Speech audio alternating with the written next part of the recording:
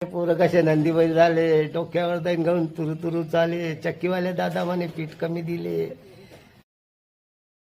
करावं एवढा खराब टाइम कसा काय आला यार दयाचा. अरे भाऊ तुला काय सांगू, या वाड्यातल्या पोराने माझ्या बदिवाद नाव बदनाम केलं. म्हणे हा दारू पिऊन सण पडेल होता गटारमध्ये. तर बाई इतकी खतरनाक आहे म्हणे भाऊ, मा मनातली किस्सा काय सांगू भाऊ तुले. पण तू भाऊ आहे म्हणून सांगतो. बाई म्हणे तुला गावातली इज्जत आहे म्हणे, तर तुला मी घरात बी इज्जत देणार नाही म्हणे. हात दही नाही देऊन आणलं म्हणे, तर तुला लक्षात ठेवलं म्हणे. अरे बापरे, हे लोक बेकार आहे यार. हो बेकार. दारू तुम्ही सोडायला तयार आहे, पण दारू मला सोडायला तयार नाही. अरे यार मग दारूले गुलाम बनवलं, तू काल तुझा गुलाम होतो आहे. तेच तर यार. पण आता काय सांगू तुला, जुन्या आठवणी येत राहता म्हणून त्याला मोडण्यासाठी दारू बी निवडते म्हणा भाऊ. असं आहे. अरे हो दैनाचे पैसे तुला देतो, पण घरी असं समजू की पैसे दिले नाही, कारण की चला संध्याकाळी विकत येऊन जाईन आपल्याला.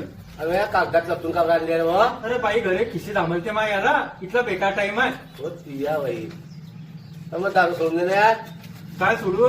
श्रीकृष्ण दालमिल मोरगाव जबरदस्त असं नेटवर्क आहे. गहू सफा करून घ्या, तांदूळ सफा करून घ्या, ज्वारी पाडून घ्या.